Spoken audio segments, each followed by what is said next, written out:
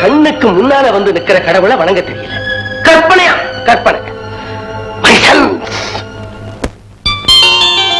அதோ பாத்தியா ஷீலா, இதெல்லாம் நீ எனக்கு சிங்கப்பூர்ல இருந்து எழுதின லெட்டர்ஸ்.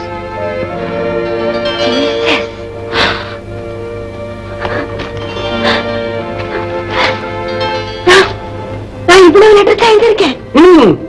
ஒண்ணு கூட விடாம பத்திரப்படுத்தி வச்சிருக்கிறேன். சின்ன குழந்தை ஸ்டாம்ப் சேர்த்து வைக்கிற மாதிரி இருக்கா? அது பழக்கத்தினால சேர்க்கிறது, இது பந்தத்தினால சேர்த்தது.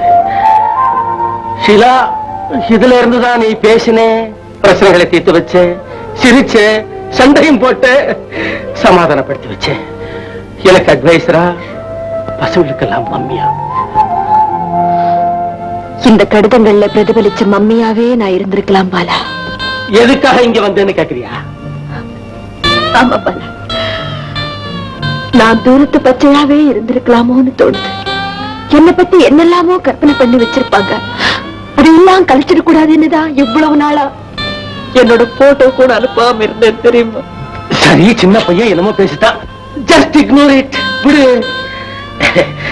ஷீலா, 2 நாள் போனா எல்லாம் தானா சரியா போயிடும்.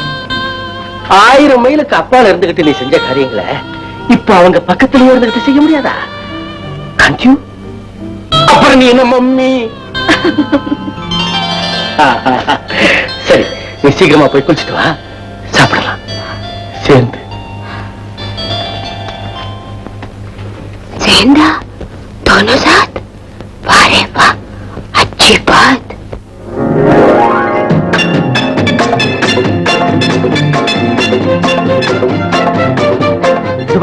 ஷீலா, இது ரிசர்வ் பேங்க் கட்டணம். ஓஹோ, நோட் அடிக்கிற இடம் இல்லம்மா, நோட்டு என்ற இடம். இதான் LIC 14 மாடி கட்டடம். பெருசு. இந்த மாதிரி 1000கணக்கில் இருக்கு சிங்கப்பூர்ல. சரி, அந்த ஒரு பெருமையை சொல்லிட்டு இருக்கணுமா? இல்ல, உங்களுக்கு இதாம்மா ஒன்னே ஒண்ணு, கண்ணே கண்ணு. ஷீலா, இந்த ரோடுக்கு என்ன பேரு சொல்லு பார்க்கலாம். இது தெரியாதா? Mount road. அதுதான் இல்ல, அண்ணா சாலை. பாலா, மெட்ராஸ் எப்படி எல்லாம் முன்னேறிச்சு பாத்தீங்களா?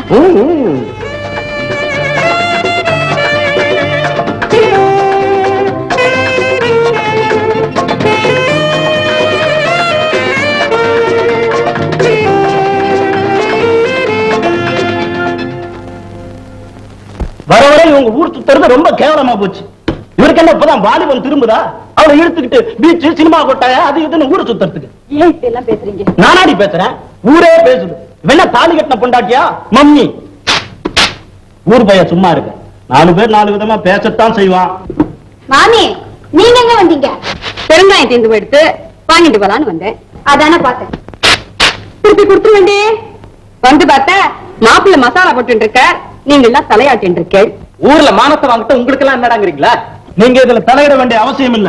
ஆஹா, உன்னை பத்தி வெளியே என்ன பேசிட்டு இருக்கான்னு தெரியுமா? தானே தலையெடுத்த பசங்க எல்லாம் வேலை வெட்டி பார்க்கும்போது தபால்லையே மாப்பிள்ளையா வந்தவன் தின்னே அழிக்கிறான்னு பேசிக்கிறான். சும்மா மிரட்டாதப்பா ராதா பெருங்காயம். இந்த விஷயத்தை உடனே வந்து சொல்லிடணும். எனக்கு கழுத்து வரைக்கும் வந்துடுது.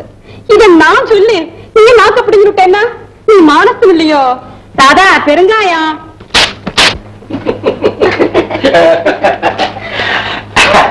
மடி ராதா, இளம் காதலர்கள் உலாவ போயிட்டு திரும்பி வந்திருக்காங்க. என்னதான் வாலிபன் திரும்பினாலும் களைச்சு போயிருப்பாங்க. உடனே போய் காஃபி குடுமா.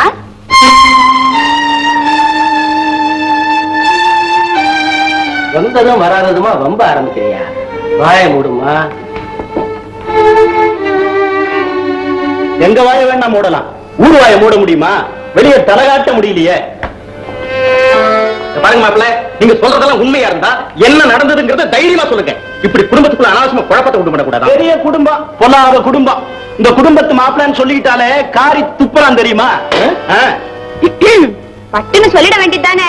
அப்படி என்னதான் பேசிக்கிறாங்க? என்ன பேசிக்கிறாங்களா? இத்தனை வயசுக்கு அப்புறம் இவருக்கு ஒரு வப்பாட்டி வேணுமான்னு பேசிக்கிறாங்க.